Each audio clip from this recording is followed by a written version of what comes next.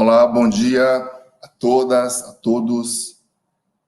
É uma satisfação, um orgulho participar desse congresso virtual da UFBA, uma iniciativa pioneira, ousada, corajosa para manter vivos espaços de interrupção, diálogo, debate, mesmo sob as condições adversas que a pandemia do Covid-19 impõe a nós todos em âmbito global. Essa atividade é promovida pelo Grupo de Pesquisa Territorialidade, Patrimônio e Violência no Recôncavo da Bahia, sediado na UFRB, na Federal do Recôncavo, em Cachoeira, mas conta também com integrantes, pesquisadores da UFBA, mais particularmente do Programa de Pós-Graduação em Estudos Étnicos e Africanos, onde eu próprio atuo como professor colaborador. Eu me chamo Osmundo Pinho, sou antropólogo, irei coordenar a mesa e, na medida do possível, também tentar fazer uma mediação do debate ao longo aqui de nossa conversa. Agradeço a audiência de todas, de todos, aqueles que se dispuseram a acompanhar a nossa discussão por esse meio virtual. O Grupo de Pesquisa Territorialidade, Patrimônio e Violência surge de duas matrizes, digamos assim. De um lado, uma compreensão teórico-política da necessidade imperiosa de enfrentarmos um paradoxo que associa na Bahia, no Recôncavo e, em larga medida, no Brasil também, a celebração e uma certa fetichização ou totemização da cultura negra, do patrimônio cultural afro-brasileiro, com a violência antinegra, que também parece constitutiva do nosso pacto nacional. Essa seria a primeira matriz. A segunda matriz tem a ver com a experiência acumulada que temos desenvolvido em Cachoeira, em São Félix, na região, e também em Salvador, com as pesquisas que desenvolvem os diversos e diversas pesquisadores, estudantes de graduação, de pós-graduação, do nosso grupo, interesses de pesquisa que tem a ver com questões de violência do Estado, questões de patrimônio cultural, questões ligadas a processos de subjetivação, gênero, raça, sexualidade. Hoje teremos uma pequena amostra do trabalho que desenvolvemos. O grupo é maior do que aqueles que irão se apresentar aqui hoje. Todavia, ainda assim, acho que teremos a chance de conhecer um pouco dos trabalhos em andamento de 3 pesquisadores, 2 destes estudantes de doutorado no programa de pós-graduação em estudos étnicos e africanos, o pós-afro, e a terceira destes, que será a primeira a falar, recentemente doutorada, recentemente titulada no programa de pós-graduação em estudos étnicos africanos.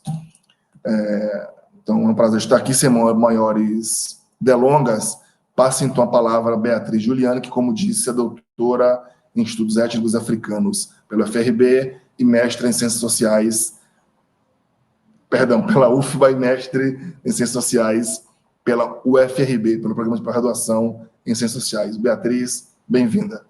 Obrigada.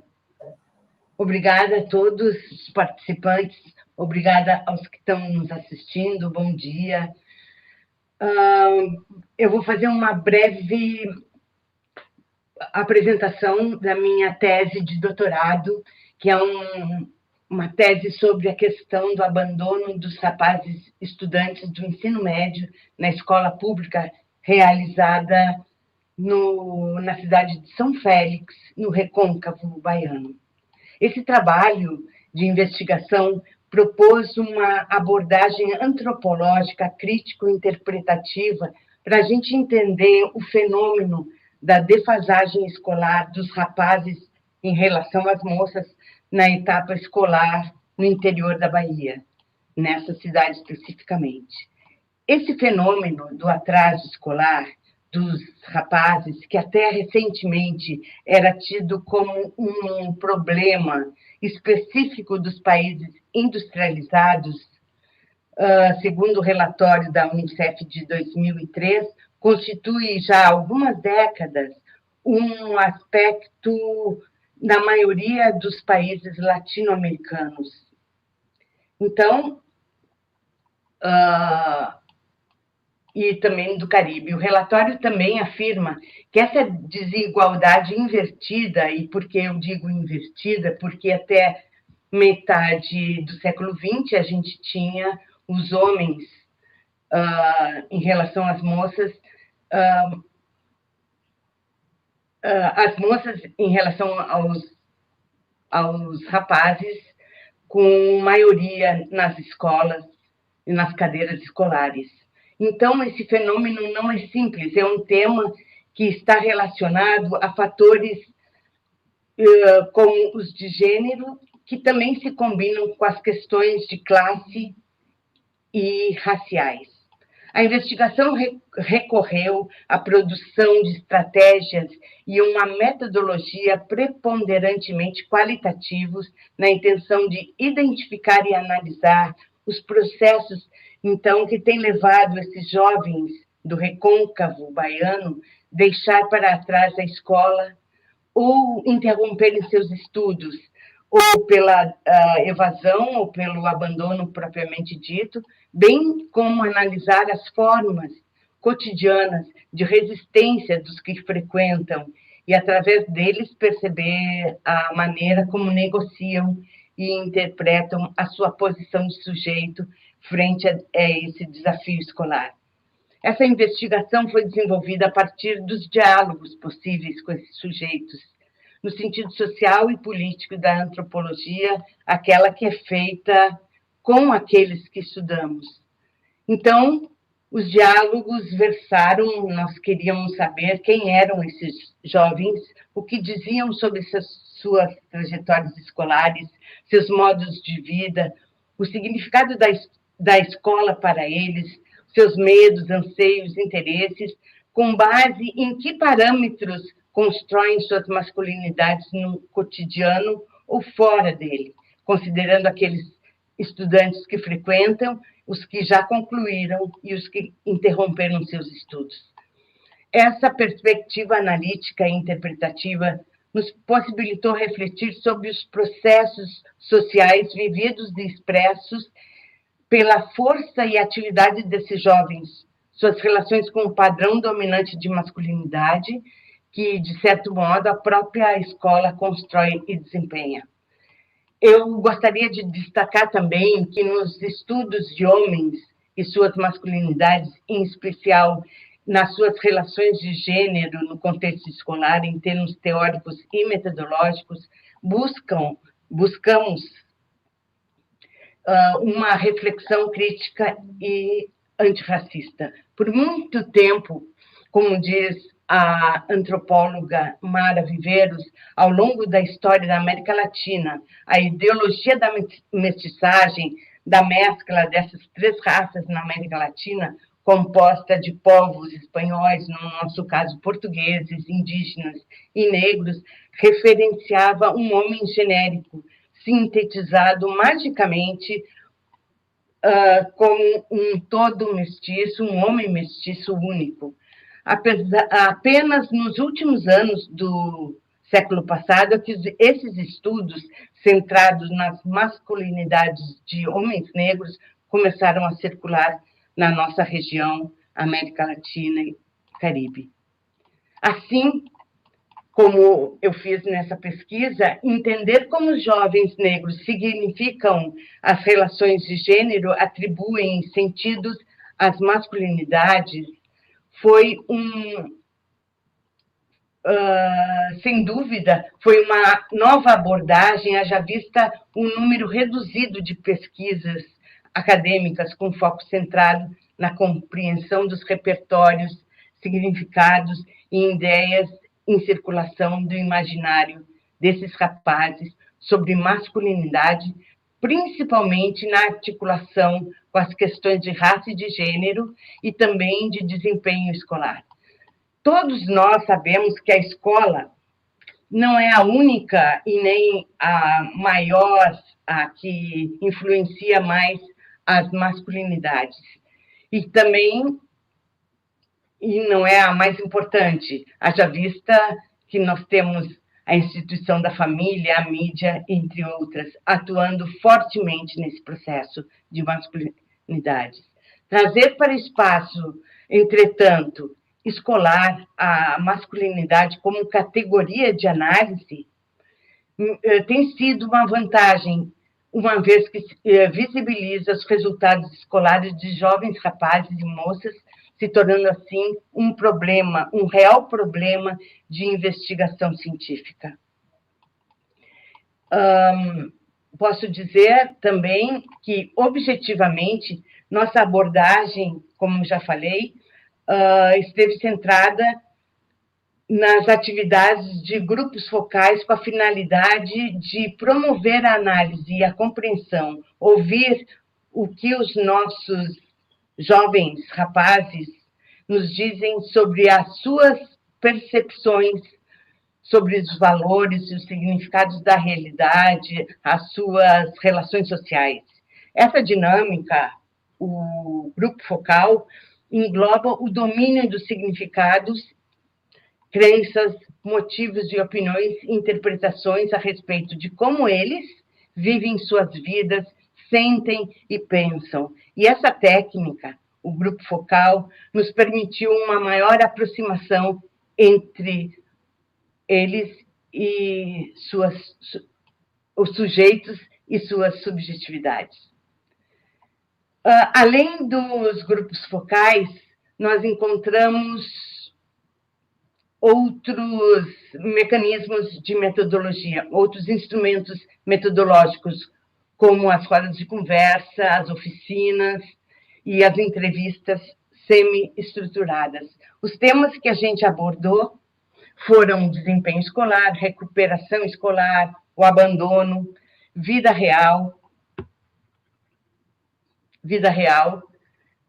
meninos e meninas na escola, a relação de gênero, a sexualidade, as histórias, os projetos de vida, suas trajetórias, a relação entre estudante e professor, direção, vida presente e futura, o trabalho e a escola versus escola, oportunidades de trabalho, projetos de ensino, o currículo, eles falaram muito sobre o currículo que seria ideal para eles, sobre cultura popular, cultura negra, identidade, reconhecimento de si.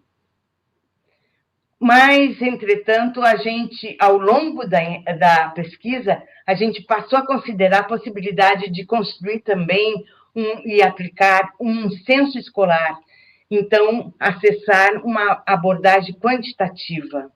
Isso nos proporcionou complementar a descrição e a comparação desses grupos, meninas e meninos, isto é, lançamos mão desse instrumento para melhor documentar e avaliar as desigualdades e as heterogeneidades, por exemplo, quando comparamos os rapazes entre eles e entre as moças do ensino médio. Se compreendermos o que nos demonstra Frantz Fanon, que as estruturas sociais coloniais, vividamente instaladas no nosso país, são introjetadas na subjetividade do colonizado e a mudança radical dependeria de uma transformação igualmente radical das estruturas da sociedade, podemos inferir de modo direto que uma simples observação nos leva a dizer que a escola persiste em manter um discurso conservador, deixando clara a forma como evidencia esse poder implicado nos vários processos pelos quais o conhecimento, a identidade e a autoridade atuam no interior de seus projetos sociopolíticos particulares, desses projetos individuais, pessoais. Acho que fica claro também que a escola é efetivamente um lugar de raça, quando vimos em campo alguns jovens compulsoriamente elaborando ou não, para si, um projeto identificatório incompatível com as singularidades e as suas subjetividades do seu corpo. Na maioria das vezes, é assim que a escola se apresenta, de maneira hegemônica, em prejuízo de uma cultura experimental que tem raízes socioculturais. são reveladoras eu diria, as relações toleradas, encorajadas e induzidas pelos professores para meninas e para meninos. E daí a escola se mostra também, além de um lugar de raça, como um lugar de gênero. Diria, então, que nessa análise, o espaço escolar constitui um construto cultural que exprime e reflete discursos determinados para além da sua materialidade, ou seja, esse ambiente recebe, produz e ressignifica culturas, forja identidades, subjetividades que são transportadas para o exterior de seus muros, uma dinâmica constante que tem nas relações sociais cotidianas o motor de seu funcionamento. Além disso, um lugar de raça, um lugar de gênero, o ambiente escolar também é um ambiente que gera poder disciplinar, como nos alerta Foucault, tanto na medida de sua espacialização, na separação das salas, como todo mundo já vivenciou, quanto na disposição regular das carteiras, com os corredores que proporcionam a observação e a vigilância de alunos e a rotina das tarefas e a economia do tempo. Nossos sujeitos, obviamente, não são meros passivos receptores de imposições. Eles ativamente se envolvem, reagem, recusam ou assumem inteiramente os conceitos, hábitos e atitudes imbricados no contexto social em que estão inseridos, no modo de olhar o outro, nesse caso o outro feminino, as moças, por certo, nós estamos mirando os rapazes de maneira explícita. Sabem que tanto os meninos quanto meninas, como eles mesmos dizem, brigam, e que, portanto, feminilidades e masculinidades são construções culturais que se produzem e reproduzem socialmente e devem ser definidas dentro de um contexto histórico, devem ser compreendidas e analisadas dentro de condições históricas e culturais em que o indivíduo se constitui. Mas são elas que demonstram mais foco, as meninas. São mais estudiosas, aguentam ficar paradas, quietas, no mesmo lugar. Enquanto os meninos, e isso é a percepção mais vista pelas professoras e pelos professores, são os mais agitados, que têm que pensar nos corres, na sobrevivência para conseguir algum dinheiro, em oposição a elas, que são feitas para ser donas de casa e eles, donos da rua. Em observação nas salas de aula, muito frequentemente, vimos meninos solicitando os cadernos das meninas para realizarem, copiarem as tarefas, o conteúdo, etc. Em verdade, as meninas usualmente tinham os cadernos mais completos e organizados do que os meninos.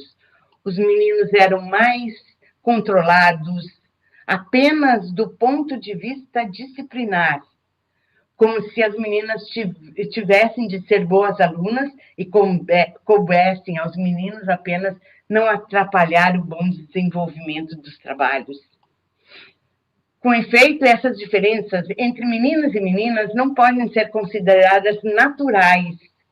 Elas são resultado da maneira como as relações de gênero foram construídas na nossa sociedade ao longo do tempo.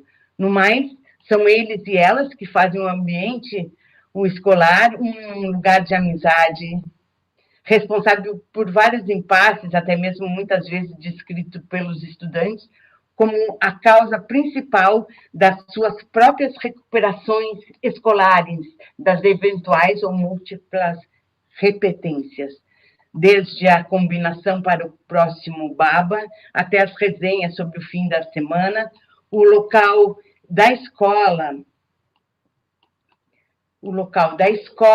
é um interesse deles pelo estudo, a falta, e também é um interesse deles pelo convívio social. a falta do diálogo, posso destacar, com os docentes e ainda a constante abstração dessa realidade em sala de aula faz com que, frequentemente, eles esbocem, mesmo que timidamente, dúvidas em relação à necessidade e à importância do ensino escolar. Mais do que isso, outro aspecto é dizer que a cultura negra, as suas religiões, suas representações raciais, sexuais e de gênero estão para além dos muros da escola. Censuradas, o contexto escolar e o cultural estão apartados, isentos de conexão, e, portanto, não seria descomedido falar, acima de tudo, em desigualdade produzida, reproduzida e aprendida na escola. A desigualdade, em todas as suas formas, se aprende na escola, se subleva ao identificarmos um ex-estudante em sofrimento decorrente da depressão por preconceito sofrido por causa de sua orientação sexual. Por fim, quero apontar que o estudo etnográfico é algo particular e propositivo. A diferença, essa que constitui um problema e não um fato da realidade, como nos alerta o antropólogo Mambembe, é, em verdade, um problema político e cultural no tempo em que o contato violento entre povos por meio da conquista, do colonialismo e do racismo levou alguns a acreditarem que eram melhores que outros, e aí, como diz o pesquisador, estamos em apuros. São múltiplos os questionamentos que se colocaram desde o princípio. Então, deixo aqui a minha recomendação, se for possível, concluo dizendo que os desafios se acumulam na experiência da sala de aula, como ouvimos nas vozes dos nossos pesquisados.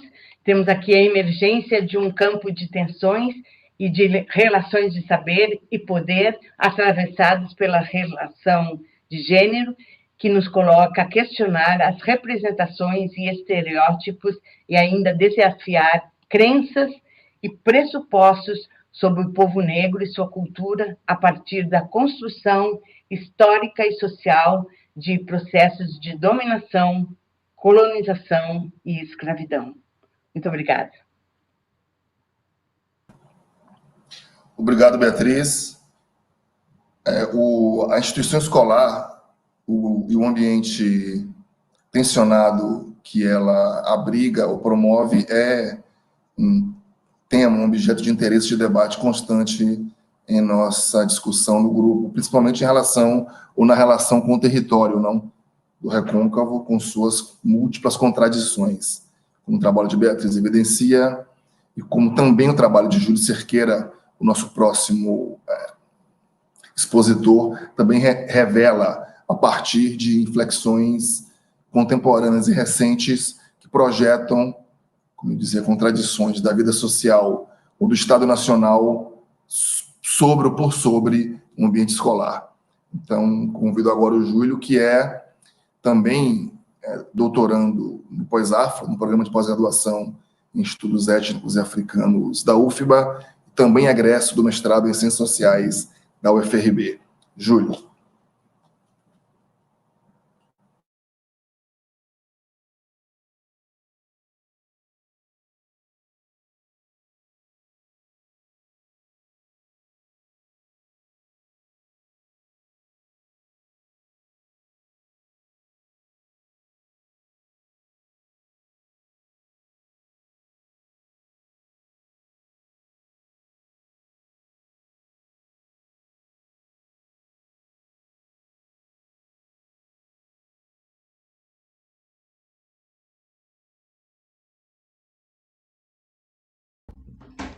Eu peço perdão e peço desculpa a todos, mas eu tive um problema aqui no áudio.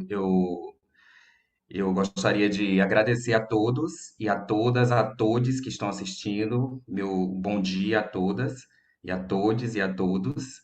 É, Gostaria de agradecer a Beatriz, ao professor Osmundo, ao Vinícius Zacarias pela parceria nesse diálogo, nesse momento tão complicado, esse momento pandêmico, mas que a universidade ela tem possibilitado formas de se reinventar, justamente demonstrando o potencial crítico e o potencial cultural e inovador que ela tem para o nosso país, para o mundo. A ciência, ela mais uma vez demonstra a capacidade de coesão e de apontar novos rumos para a sociedade. A minha pesquisa, assim como o professor Osmundo Pinho falou inicialmente, ela também faz parte de um conjunto de pesquisas que tem na escola e na experiência vivida de jovens homens negros no Recôncavo da Bahia, como um locus estrutural para análise, justamente tentando dialogar com aspectos relacionados à ação do poder estatal, do Estado, e a ação desses sujeitos, a agência desses sujeitos, jovens homens negros, nesse território tão marcado por desigualdades, tão marcado por aspectos de contradição, de contradições, de ambiguidades sociais, de atrelados a um passado de, escravocrata, atrelado a um passado de exploração que se reverbera nos contextos sociais atuais. A minha pesquisa atual de doutoramento no programa de estudos étnicos e africanos, no pós-afro, ela trata especificamente sobre a análise de um fenômeno, de um dispositivo criado para intervenção educacional na escola pública na Bahia e, respectivamente, nas escolas públicas do Recôncavo da Bahia, denominado de vetor disciplinar. Os dados que eu apresentarei a seguir fazem parte dos passos iniciais dessa pesquisa, que se iniciou no ano de 2019 e que está em curso. Então, esses dados, eles dizem respeito às investigações mais intrínsecas a esse dispositivo batizado de vetor disciplinar, do qual agora eu explicarei e tentarei demonstrar um pouco das questões que eu tenho abordado e dos elementos e categorias chave que tenho elencado para poder explicar os meus argumentos.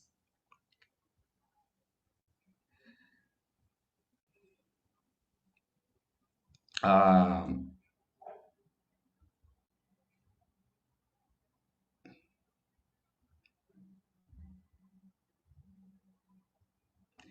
Esta pesquisa tem como objetivo discutir aspectos da presença militar no contexto das escolas públicas brasileiras. Tal fenômeno tem sido motivado por uma narrativa governista neoliberal que toma o discurso de combate à violência escolar como forma de intervenção para a evasão escolar a partir da retomada de valores éticos e morais, numa junção entre disciplina militar e ação pedagógica. A presente pesquisa procura fazer uma análise etnográfica, tendo como um locus de investigação os cenários das escolas públicas do estado da Bahia. Os slides que seguem demonstram a adesão de diversas escolas situadas na região do Recôncavo da Bahia, que tomam a disciplina militar, o vetor disciplinar, que nada mais é do que a junção entre a presença da polícia na escola e numa junção entre gestão pedagógica e gestão do vetor disciplinar, formando o que alguns pesquisadores, assim como a a pesquisadora Eliana Povas e Marise Pinho e o pesquisador Richards, no Goiás, têm chamado de mecanismos de controle através de intervenções políticas educacionais.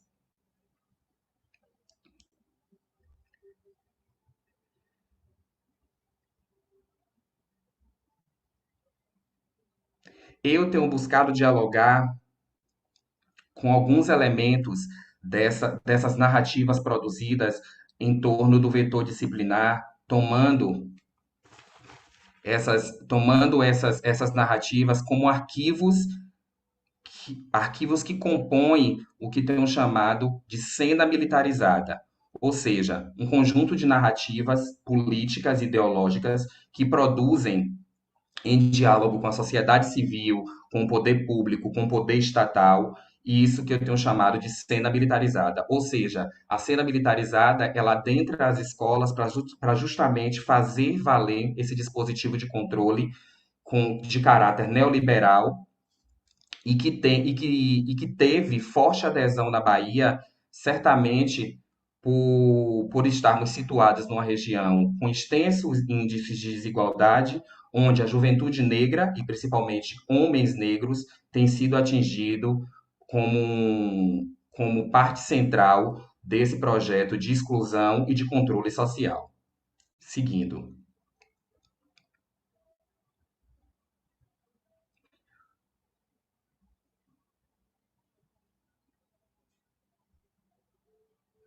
Esses arquivos que aparecem na tela são parte da minha pesquisa, da parte de averiguação desses documentos que eu tenho chamado de arquivos não oficiais, seguindo os argumentos da antropóloga Diana Taylor, buscando justamente a partir da análise desses arquivos, que são, na sua maioria, reportagens midiáticas, todas as narrativas que giram em torno do vetor disciplinar e da sua ação dentro do contexto social, e principalmente na escola, a interpretação dos órgãos de justiça, a interpretação da sociedade civil, e principalmente a interpretação da mídia em relação ao que vem a ser o vetor disciplinar.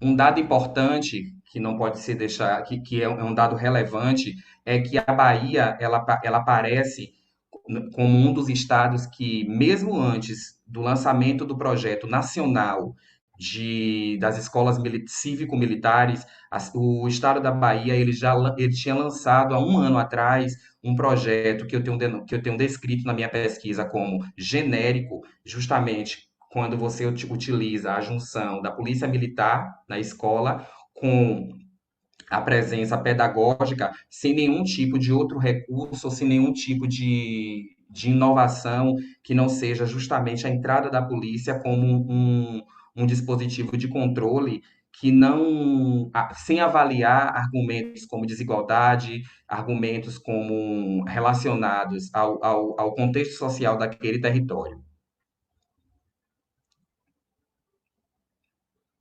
A minha pesquisa, ela está ancorada em três linhas gerais, que eu acho que são centrais do ponto de vista da explicação naquilo que eu tenho tentado validar enquanto um elemento de relevância, que trata-se justamente de demonstrar que a cena militarizada ela é construída com base de arquivos, de narrativas e de repertórios cristalizados em torno de uma política de controle que tem um caráter neoliberal e que tem atuado como um mecanismo de segurança pública, mas também com o intuito de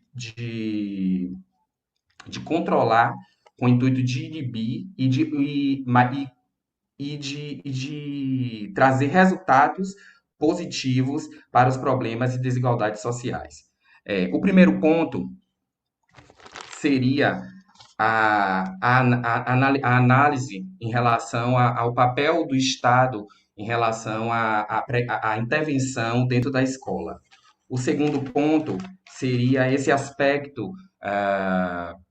metodológico que eu utilizo na análise dos arquivos, que eu chamo de arquivos não oficiais, e de arquivos oficiais, para poder construir essa categoria que eu tenho chamado de cena militarizada, que nada mais seguindo o entendimento do cientista político Paul Amar, é parte de um processo de intervenções desenvolvidas globalmente como modos de governabilidade, estando relacionadas à moralização e ao controle através da ampliação do poder e da implantação de projetos de militarização e segurança humanizada, como salienta Amar em seu livro O Arquipélago da Segurança. Ou seja, esses processos esses dispositivos de controle, seguindo as definições de Foucault, eles vão atuar dentro como narrativas micro-organizadas que se configuram em instituições, ao exemplo da escola, buscando justamente levar essa sensação, criar esse cenário de militarização como se como possibilidade de resolução de desigualdades sociais, sem levar em conta outras desigualdades, sem levar em conta outros marcadores sociais que também influenciam nesses contextos, como salienta a pesquisadora Eliana Povas. Um outro ponto que eu acho central e que também tenho discutido na minha pesquisa é que a composição desses diversos contextos sociais, elas têm se manifestado enquanto parte desse poder estatal que atua a partir de dispositivos de controle com bases ideológicas microfragmentadas, como eu venho falando desde o início. Ou seja, esse poder, essa ação desse poder na escola e no território do Recôncavo da Bahia é uma parte desses processos de desenvolvimento de controle pautada justamente em narrativas que giram em torno da evasão escolar, da violência escolar e da falta de disciplina como um elemento que afasta sujeitos sociais do aprendizado ou que afasta sujeitos sociais da escola. Mas acho que talvez o grande ponto da pesquisa é demonstrar se de fato o controle e a disciplina elas serão eficazes no momento no momento de avaliação da eficácia desse dispositivo de controle em escolas onde a presença militar ela nunca foi parte dos processos e do cotidiano. Um outro ponto, seguindo o Mbembe, é justamente pensar esses processos de inscrição e demarcação do controle territorial. O território o território do Recôncavo Baiano é um território negro, marcado por diversos contrastes e desigualdades sociais, e quando essas inscrições e essa demarcação desse controle territorial, ela toma novamente sujeitos sociais que foram e que são ainda hoje, que foram historicamente, que são ainda hoje, estão ainda hoje como sujeitos nas margens em relação ao Estado, é interessante que nós analisemos esses processos de intervenção política com um olhar questionador, buscando justamente compreender quais são os parâmetros utilizados para que essas intervenções elas possam justamente ser eficazes, sem justamente tirar ou retirar desses sujeitos a possibilidade de construir as suas experiências sem que estejam inseridos novamente em contexto de violência. Então, essa consideração do Mbembe na pesquisa, ela justamente pauta que ele vai justamente falar sobre quando ele fala sobre a ocupação colonial, sobre soberania, justamente o seguinte, que esses dispositivos, a exemplo da cena militarizada, essa categoria, que eu estou tentando definir como um elemento que sustenta essa política pública desenvolvida dentro da escola enquanto intervenção, ela é parte, ela é uma inscrição e uma demarcação territorial de poder que vai atingir sujeitos na sua sexualidade, na sua raça, na sua classe social. Então, acho que a relevância disso que eu tenho definido enquanto cena militarizada é justamente buscar, me valendo de argumentos Foucaultianos, me valendo de elementos do Achille Mbembe e de cientistas políticos como Paul Omar, de justamente buscar compreender como a política articula, junto com a sociedade civil, narrativas de controle sociais legitimadas enquanto discurso e oficializadas a partir do momento que esses arquivos eles, eles, eles se configuram enquanto uma cena, enquanto uma ação dentro de um contexto social, tendo como exemplo a escola e jogando a luz na experiência, e jogando luz, perdão, na experiência social de jovens homens negros.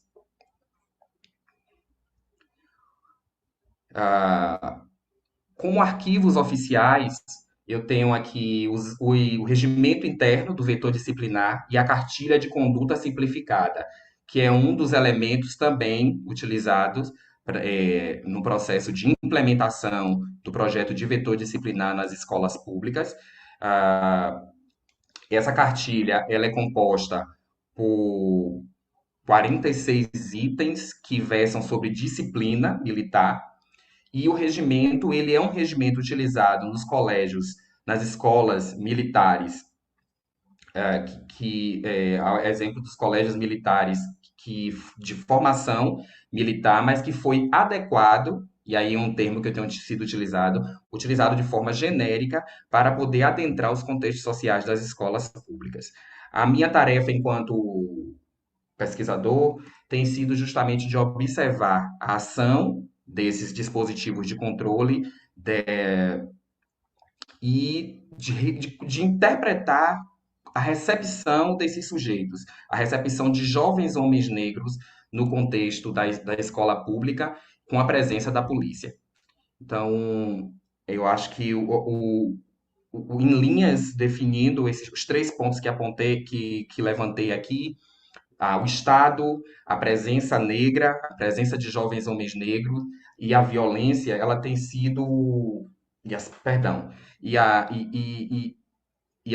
essa tentativa de estabelecer segurança pública, elas têm sido três pontos, 3 eixos que eu tenho perseguido com bastante veemência na pesquisa, por compreender que essa junção entre Secretaria de Segurança Pública e Secretaria de Educação Pública tem algo a dizer do ponto de vista concreto, quando nós cruzamos os dados de evasão escolar, de violência escolar, de homicídios de jovens homens negros, justamente tentando entender que dinâmica,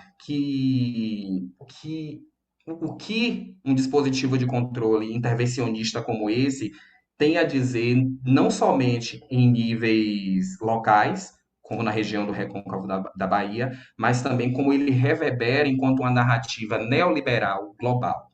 E por isso, seguindo os passos do cientista político Paul Omar, tentando alinhar a minha pesquisa justamente aos estudos globais, a esse fenômeno que tem acontecido em todo o globo, onde essas narrativas de governamentabilidade, seguindo o entendimento Foucaultiano, têm promovido a ação e a produção de narrativas diferenciadas que vão atuar na sexualidade, que vão atuar nos aspectos ligados às identidades dos sujeitos.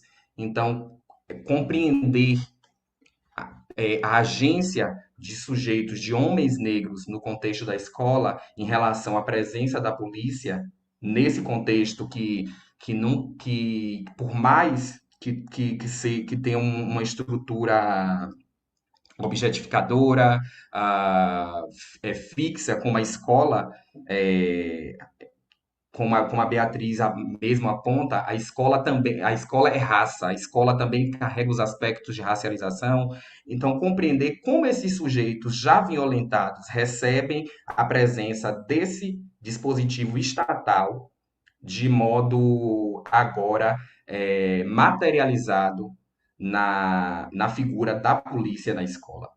Então, a minha investigação ela tem seguido nessa direção. Esse material que eu apresento é parte desses arquivos não oficiais e oficiais que configuram, que conformam isso que eu tenho chamado de cena militarizada, com base nas interpretações e nas leituras da antropóloga Diana Taylor, naquela relação que ela faz entre arquivo e repertório, sem buscar hierarquizar nenhum dos dois métodos de análise, o arquivo que vai se tratar justamente da análise de documentos, da análise de dados que serão guardados justamente para serem utilizados no decorrer da pesquisa, e o repertório, que é justamente essa vivência no campo de analisar o corpo, de analisar a performance, de justamente analisar a agência dos sujeitos em relação a esse mecanismo, a esse dispositivo de controle, considerando que esses sujeitos não são ah, parafraseando a antropóloga Vina Das, uma antropóloga indiana, os sujeitos não são inertes, justamente considerando que as margens, esses sujeitos jovens homens negros que eu considero como margens do Estado, não são inertes e têm certamente nas suas agências a possibilidade de criar mecanismo também de não sei se de defesa, mas de transformação desses contextos já marcados por expressões de violência e marcados por um controle histórico, como nos mostram os estudos sobre desigualdade. Basicamente, a minha pesquisa, ela, em termos teóricos e metodológicos, ela tem buscado junto à escola e junto à instituição da Polícia Militar, demonstrar esses dados como forma de análise antropológica. Muito obrigado. Obrigado, Júlio.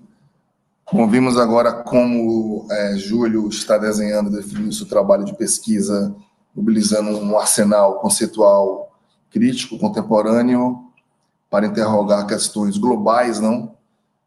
Desde um ponto de vista etnográfico, levando em conta, mais uma vez, a relação entre a instituição escolar, o ambiente escolar como um cenário institucionalizado e o território do Recôncavo atravessado por suas inúmeras contradições. Algumas dessas contradições se referem também à sexualidade e à dissidência de gênero, algo, então, que o nosso próximo convidado, Vinícius Zacarias, irá discutir, apresentar um pouco a partir de uma outra localização, não mais no contexto de São Félix, Cachoeira do Recôncavo, mas agora focalizando na nossa bela metrópole de Salvador da Bahia. Vinícius. Então, bom dia a todas e a todos. É um grande prazer estar aqui contribuindo com as discussões teóricas, intelectuais, antropológicas em torno dos projetos desenvolvidos pelo Grupo Territorialidade, Patrimônio e Violência, coordenado pelo professor Osmundo Pinho. Meu nome é Vinícius Zacarias, eu sou doutorando em Estudos Étnicos e Africanos, né? O pós-afro da UFBA, e desenvolvo uma pesquisa antropológica também, como os meus demais colegas, em torno de um fenômeno muito particular aqui da região do Recôncavo e de Salvador, da capital, né? Que é os balizadores de fanfarra, empiricamente chamados, durante o curso da minha investigação, de veados de fanfarra. Então, eu vim desenvolvendo essa pesquisa há um tempo, desde o mestrado, e agora eu estou desdobrando, na verdade, estou investigando os desdobramentos da pesquisa original do mestrado para o doutorado. Então, eu peço licença para poder fazer uma pequena leitura comentada em torno da minha pesquisa e do caminho que eu tenho desenvolvendo para a realização dela. Bom, a pesquisa, né, em fase de desenvolvimento no programa de multidisciplinar de estudos étnicos e africanos, vinculados ao Centro de Estudos Afro-Orientais da Universidade Federal da Bahia, propõe uma etnografia crítica muito situada, aí pegando o autor da metodologia de Jorge Marcos, né, que investiga produções de identidade de processos de subjetivação de viados de fanfarra, homens negros periféricos, componentes dos quadros coreográficos de bandas marciais e fanfarras escolares no contexto da celebração popular e cívica da Bahia, o desfile cívico de 2 de julho. Então, basicamente, a minha pesquisa, ela trata sobre uma investigação, uma investigação etnográfica, né, dentro do universo de performático de homens negros balizadores de fanfarra na Bahia.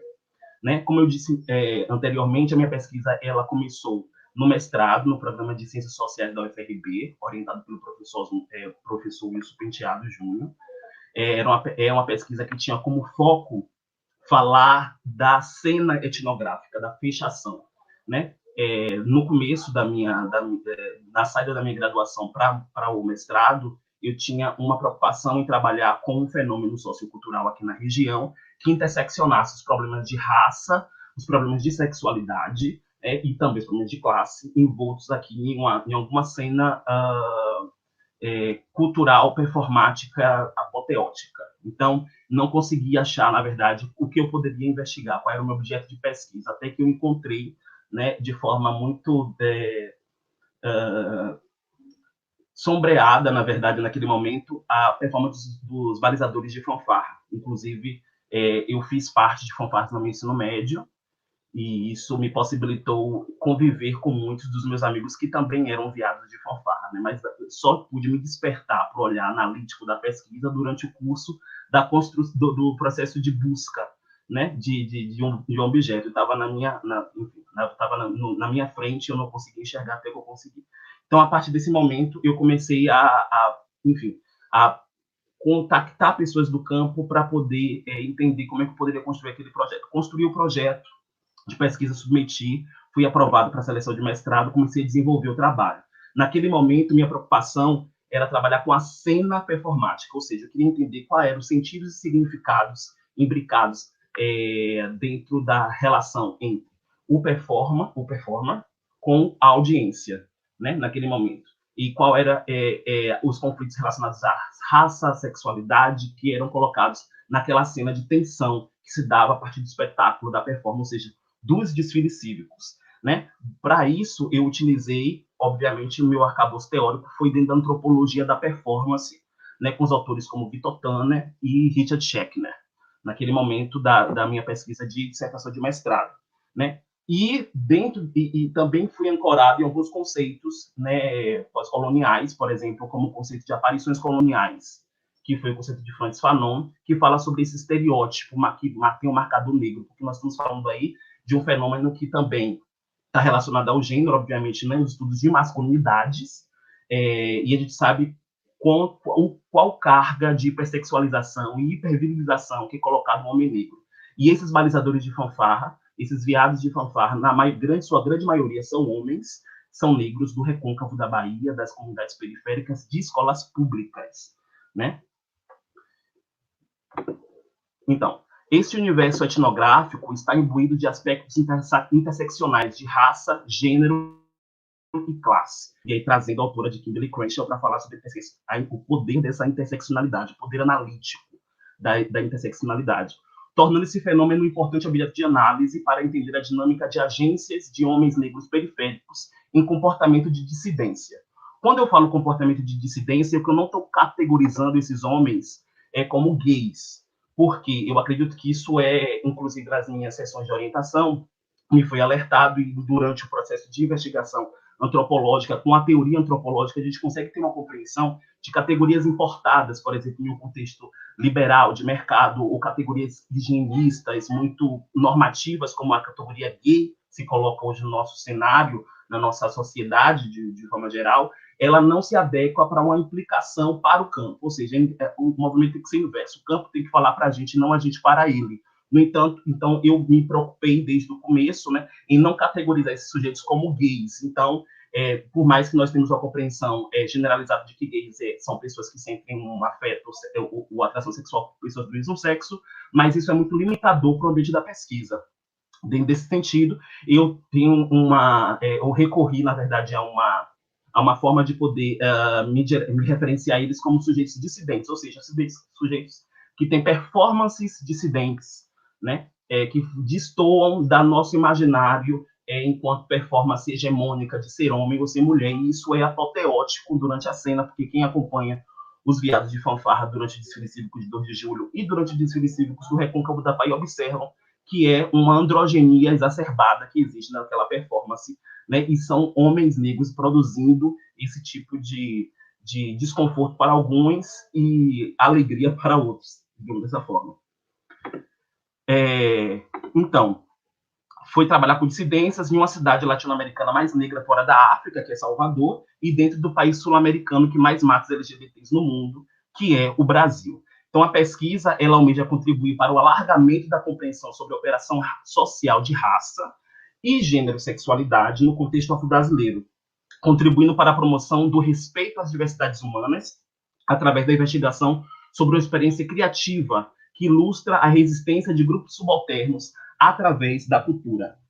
Eu já falei sobre a interseccionalidade, ou seja, uma pesquisa eminentemente interseccional, né? A gente não tem uma hierarquia de identidades em torno da minha análise, ou seja, eu trabalho com o que é apresentado, mas eu tenho consciência de que existe ali operações de desigualdade, compreensões de raça, gênero e sexualidade que não são imbuídas no nosso universo cotidiano. Por exemplo, a gente pode observar, por exemplo, que existem muitos viados de fanfarra, pasmem, que são heterossexuais, se a gente for analisar na perspectiva da relação de interação sexual afetiva entre o outro. No entanto, desenvolvem performances que se referenciam ou são classificados como performances de bichas, performances de homens esparafatosos, gays, enfim, na ideia que nós temos como gays, né? Então, existe um problema também de violência homofóbico-racial, já que muitos dessas performances são feitas em desfiles cívicos que são oriundos de uma tradição militar, ou seja, normativas, né? Eu falo, inclusive, durante a minha pesquisa, que os desfiles cívicos funcionam como celebrações de heteronormatividade, por exemplo, é o rigor, é a norma, é o enquadramento que é celebrado naquele momento para poder, mostrar o poder do Estado, o Estado-nação, né, forte, militarizado. E, no entanto, essa performance é feita nesse contexto de espetáculo de celebração cívica. Então, assim, existe uma tensão ali colocada, né, entre os validadores de fanfarra, entre os viados de fanfarra. Então, continuando aqui, eu vou dizer, na sociedade latino-americana, historicamente construída através do patriarcado, estruturada com base no racismo e regida pelo heterossexismo, assistimos à manifestação dos desfiles cívicos em Salvador, na Bahia, um cenário etnográfico marcado pela apoteose performativa dos viados de fanfarra. Esse tradicional espetáculo de rua, herdado dos rituais militares, foi marcado ao longo dos tempos pela apresentação de bandas e fanfarras, que são grupos musicais itinerantes que integram blocos formados por homens negros que desenvolvem performances que tensionam o signo de gênero e conduta racial com altas doses de extravagância. Então, o conceito de viado de fanfarra, traz para a minha pesquisa de doutorado, ele é um conceito único, um conceito capturado no campo.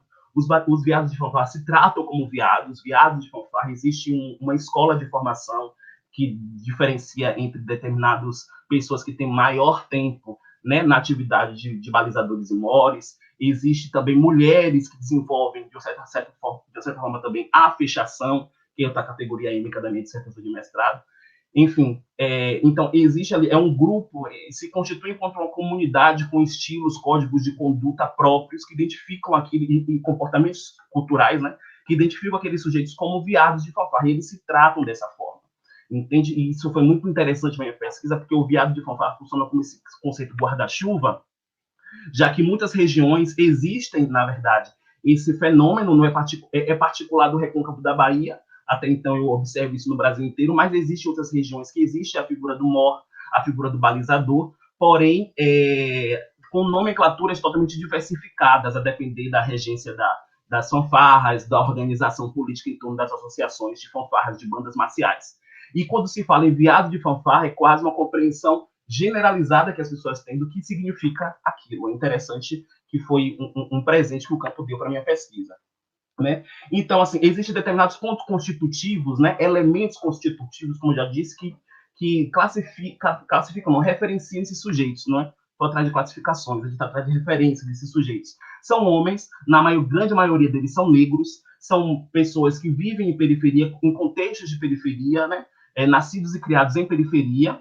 Por exemplo, tem a fanfarra do MASP, Pirajá, que fica lá no Pirajá, em Salvador. Tem a fanfarra aqui, que é a fanfarra do Fanfacerg, que é da escola Rômulo Galvão, que tem o seu viado de fanfarra aqui, a Vilmete, que é um interlocutor de campo meu, que eu desenvolvi, que, enfim, a gente vem falando ao longo dos anos aí com a pesquisa. Então, assim, são de comunidades periféricas também, e a maioria deles também pertencentes à escola pública, já que grande parte das fanfarras, tanto profissionais quanto fanfarras escolares, né, são de escola pública também. Então, a ideia, na verdade, da minha migração da pesquisa do mestrado para o doutorado foi a ideia de trabalhar com como já disse, sair da cena, da rua, né, dessa relação de conflito, tensão, reverência, o apoteótico da rua, né, da performance, da cena, para ir para a vida dos sujeitos. Então, eu entendo que a performance dos viados de fanfarra, ela tem implicações na vida, nas relações cotidianas, no tecido social dos sujeitos. Não se acaba apenas no momento que começa o término de suicídio. Como já falei, é uma comunidade que tem uma identificação, que tem uma escola de formação, que tem um conjunto de condutas, práticas, comportamentos sociais, de sociabilidade, que fazem deles uma comunidade. Né? Então, isso também reverbera na escola, no trabalho, nas relações familiares. Então, por isso, eu me sinto desafiado, no doutorado agora, a poder analisar, óbvio, o contexto do desfile cívico, né? Aí, empiricamente, falando ali na relação do desfile cívico de 2 de julho, mas entender, sobretudo, a vida desses sujeitos, aí permeando na pesquisa a questão dos ensaios, e para as comunidades desses viados de fanfarra, enfim, para a escola, enfim, uma série de coisas. E aí fomos acometidos durante esse tempo, durante o tempo do curso da pesquisa, eu estou um pouco antes, eu estou no processo de quase caminhando para o meado da pesquisa, né? Eu estava, na verdade, me preparando para entrar no campo, retornar ao campo, na verdade, quando fomos acometidos pela essa grande pandemia, né, global aí do coronavírus, que impossibilitou tanto para mim quanto para meus outros colegas que se apresentaram aqui, quanto para outros antropólogos no mundo, né, e pessoas da área de ciências humanas, a impossibilidade de poder ir para campo da forma tradicional, né, como nós almejamos na nossa construção do projeto. Nós fomos acometidos com isso.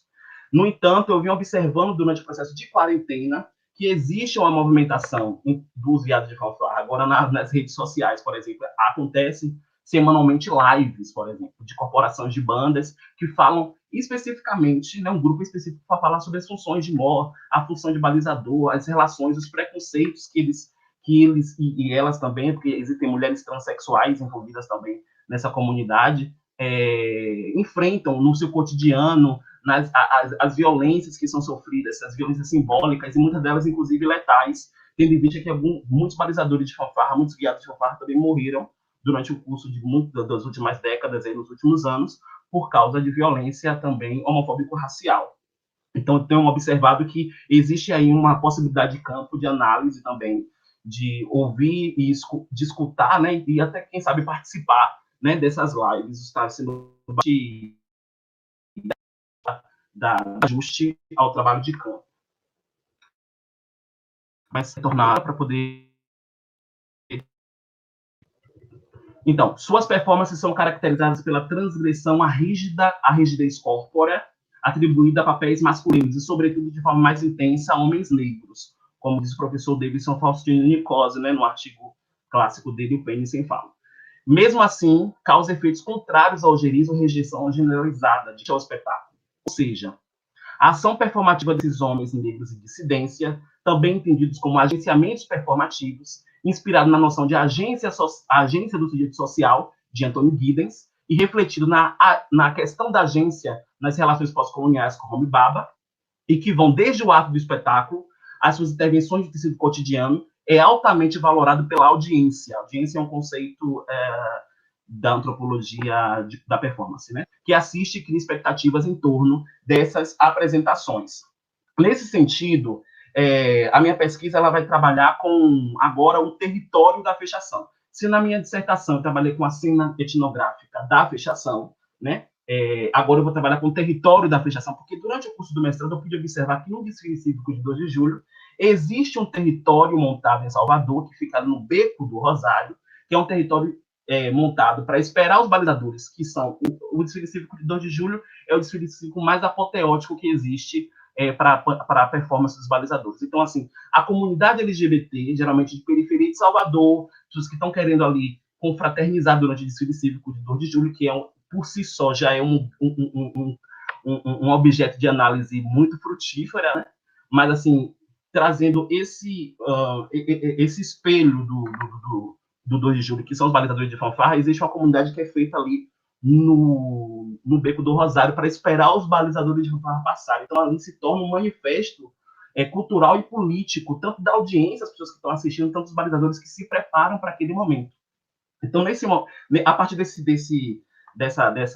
evidência de campo, né, dessa contestação do campo, eu pude entender que nós precisamos criar, na verdade, a ideia era relacionar Recôncavo e Salvador, uma triangulação, né? Foi uma proposta, inclusive, nas minhas sessões de orientação, que é uma triangulação entre uma fanfarra e um balizador, um enviado de fanfarra do Recôncavo, que se apresenta no 2 de julho, que inclusive já sei, enfim, quem pode contribuir para isso, né? Nós estamos num período de conversa, que é um trabalho de negociação que existe muito minucioso na antropologia para a gente poder, né, enfim, fazer e desenvolver a pesquisa respondendo todos os critérios éticos, inclusive da pesquisa de campo. E também um enviado de fanfarra, um balizador da capital, que as duas fanfarras, os dois elementos se encontram no desfile cívico de 2 de julho, criando aí uma triangulação para entender o desfile como o abre-alas da pesquisa para, a partir de então, passar para a vida social desses sujeitos, o tecido social desses sujeitos, né? E a raça aí, nesse momento, tem um fator determinante durante o processo de investigação, de análise, né? Porque nós estamos falando de dissidências sexuais em torno de uma categoria e do estereótipo da categoria raça e do estereótipo que existe em torno do homem negro, como eu já disse, dessa hiperviralização e hipersexualização do homem negro, né? Que quase uma coisificação, como já disse o professor Davidson, inspirado em Fanon, enfim, dos estudos de masculinidades negras. Então, com foco na abordagem socioantropológica, a atual pesquisa apresenta o desdobramento da cena, agora atravessando a análise junto às noções de território, a noção de memória, performances e violências homofóbico-raciais em a vida dos sujeitos, que são personagens desse espetáculo de rua. O foco analítico recairá nas dinâmicas sociais imbricadas no território da fechação, ocupação efêmera construída pela comunidade LGBT no último trecho do desfile cívico de 2 de julho de Salvador.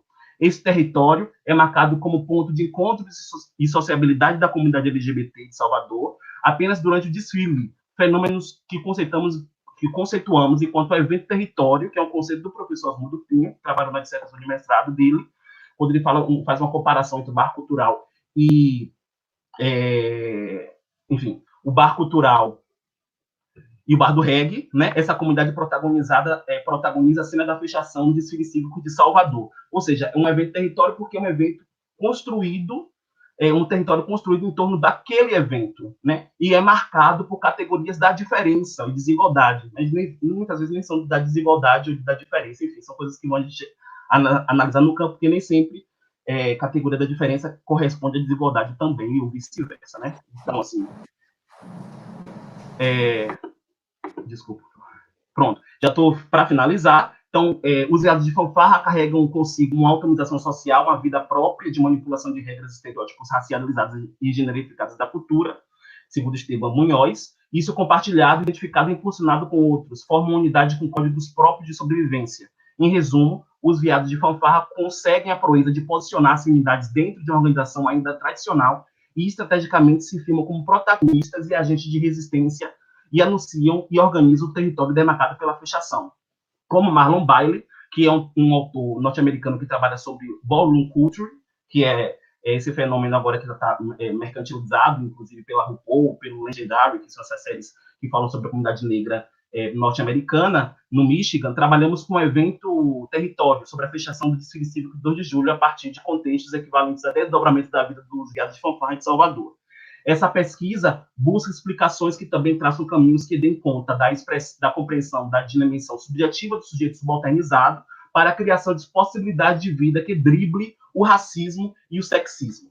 Dessa forma, a tese que estou desenvolvendo estuda os processos de identificação de identidade e subjetivação de homens negros periféricos em dissidência em Salvador a partir de elementos constitutivos que apresentam os viados de fanfarra. E, a partir disso, entender as produções e símbolos de resistência e pertencimento frente ao sistema representacional do estereótipo homofóbico-racial. Para finalizar, quem quiser saber mais sobre a pesquisa do curso do mestrado, a dissertação está disponível no site do Programa de Pós-Graduação em Ciências Sociais da UFRB.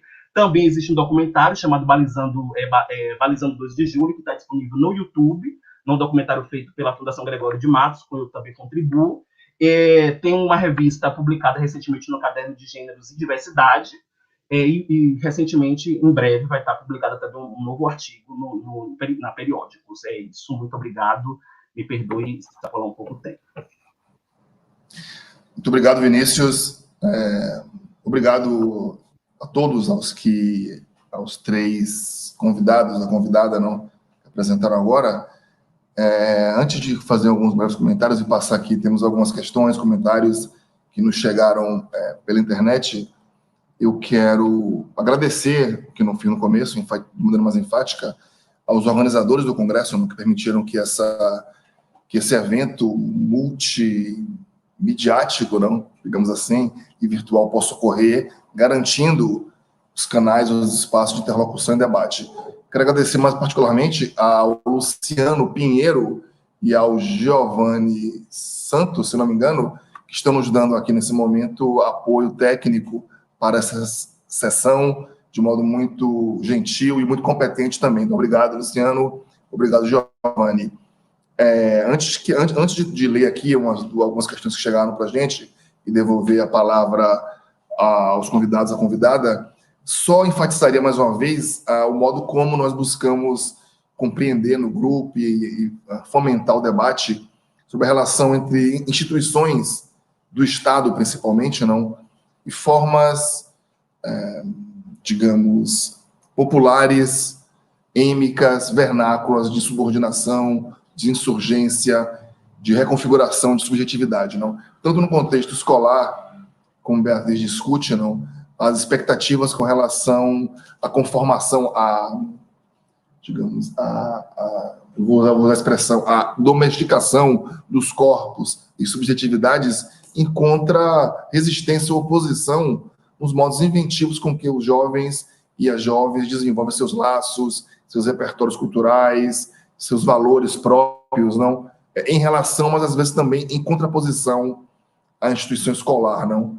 Como a face ou a mão dura do Estado. Júlio Cerqueira aborda um fenômeno muito contemporâneo e muito sintonizado no ponto de informações que às vezes nos parece surpreendentes, num retorno, digamos assim, uma reemergência de um discurso de autoridade, não, que parece identificar nas crises múltiplas que nos assediam a ausência, digamos, a ausência de uma voz forte, de imagens de autoridade, de poder, não?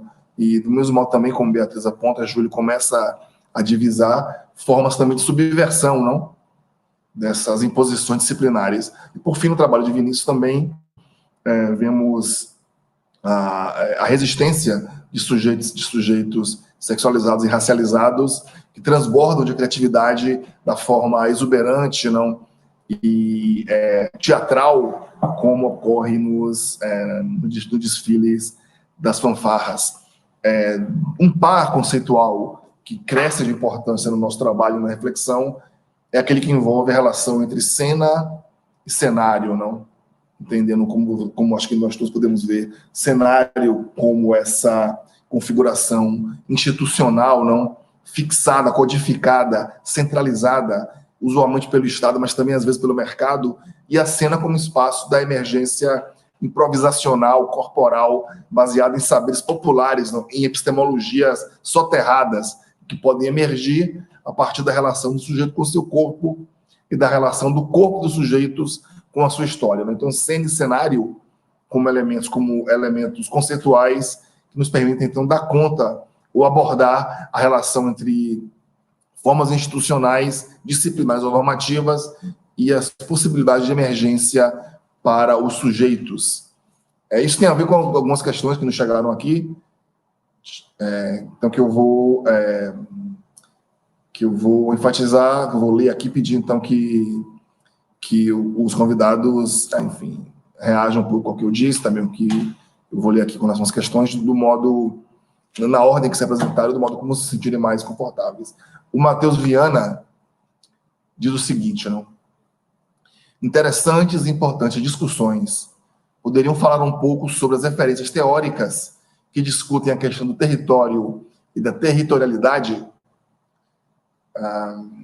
Outra pergunta da Lilian Soares. Como estabeleceram a relação de empoderamento negro em territórios de vulnerabilidade social? E um comentário que fez a Tereza, também interessante, sobre os viados de fanfarra em quadrilhas juninas, não? Que acho que talvez toque mais ao trabalho do Vinícius, porque eventualmente esse fenômeno, esse saber performático não está restringido apenas ao desfile de 2 de julho, né? Então, como o Vinícius vê essas questões. Então, questões sobre território e territorialidade, questões sobre empoderamento negro em meios de vulnerabilização social, e também comentar um pouco também sobre, de novo, sobre essa relação entre instituição e sujeito, cena e cenário, como vocês veriam isso. Então, pela ordem, seria a Beatriz. Na minha pesquisa, nas minhas pesquisas também, na de mestrado, onde eu abordo a questão da cultura, como se apresenta a cultura negra em uma escola municipal, e agora no doutorado, quando eu pesquiso os homens negros, a sua defasagem, as suas masculinidades, eu acho que as ações que a gente precisa mover são ações que venham da própria comunidade. Esse negócio de dar voz é um pouco relativo, né? Porque não se precisa dar voz, eles têm voz. O que se passa como o professor Osmundo diz, é a estrutura que engessa e enquadra os nossos sujeitos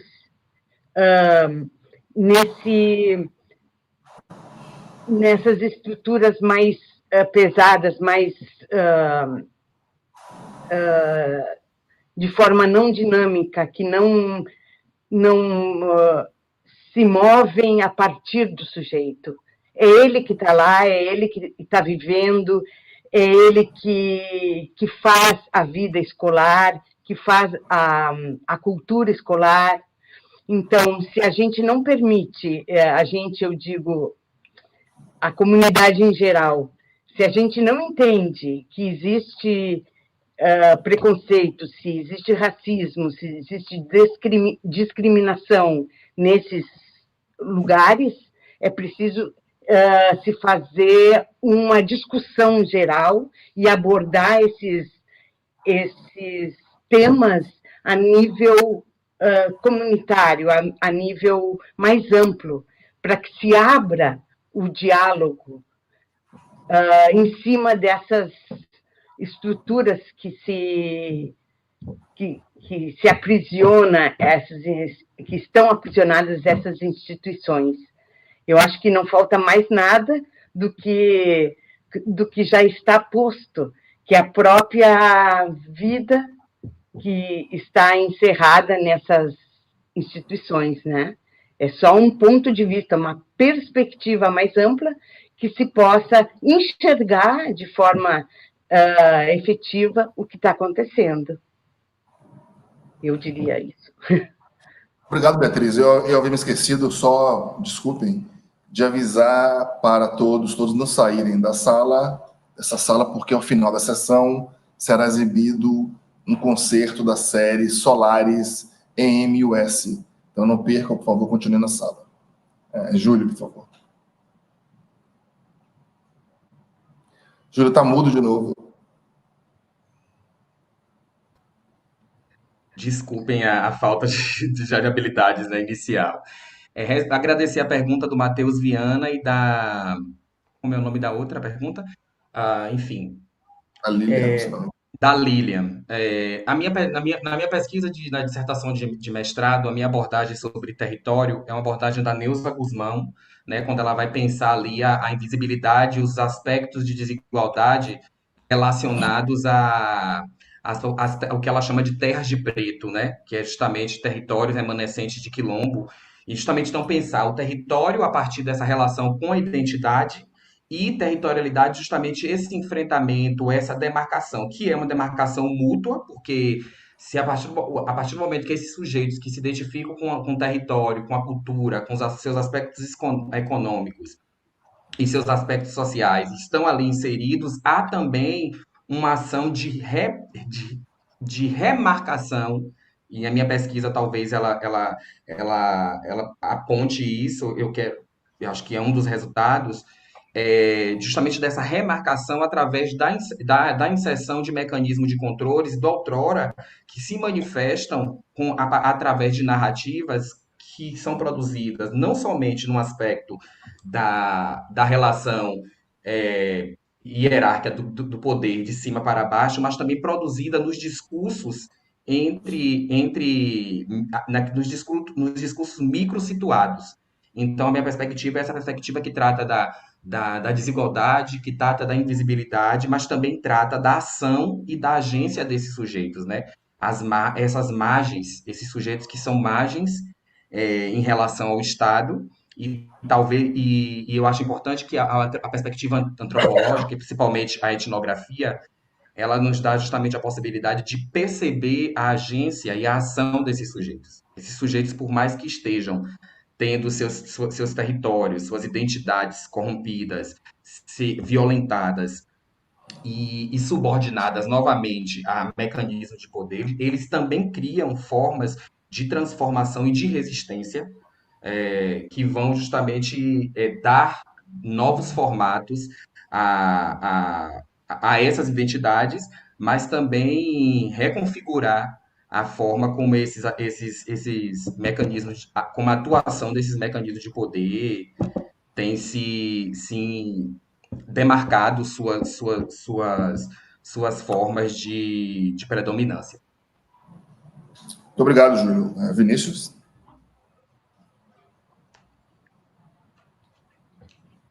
Está mudo. Pronto, agora sim. Então, agradecer novamente a pergunta e dizer que, bom, na minha pesquisa, relacionado à noção de território, ao conceito de território, como eu já falei na apresentação inicial, eu me ancoro no conceito de território, do professor Osmundo Pinho, mas também existe a análise em torno do território do recôncavo da Bahia, né, que estou ali entre a capital e o recôncavo no Bahia dos Santos, nessa regionalidade em torno de características de vida de sujeitos subalternizados aí expressos nas fanfarras e nos desfiles cívicos, né? Então, basicamente, a minha pesquisa tem esse viés em torno do território. Relacionado a fanfarras e quadrilhas, a outra pergunta que a participante fez se realmente existe também esse fenômeno também é colocado e é observado nas quadrilhas juninas, principalmente aqui na Bahia, no Nordeste. Tanto é que, durante a pesquisa de dissertação, observei isso e pude observar, além de observar empiricamente, pude ter acesso a pesquisas que já tratam da questão de dissidência de gênero e sexualidade, mas não toca na questão racial, por exemplo, nas quadrilhas juninas. E eu tenho certeza que durante o campo, isso porque eu tenho um colhido de informações, vão aparecer, na verdade, também essa performance das quadrilhas juninas, o apoteótico das quadrilhas em torno dos sujeitos dos viados de fanfarra também. Não vão ser sujeitos viados de fanfarra nas quadrilhas juninas também, que quem sabe o que pode acontecer.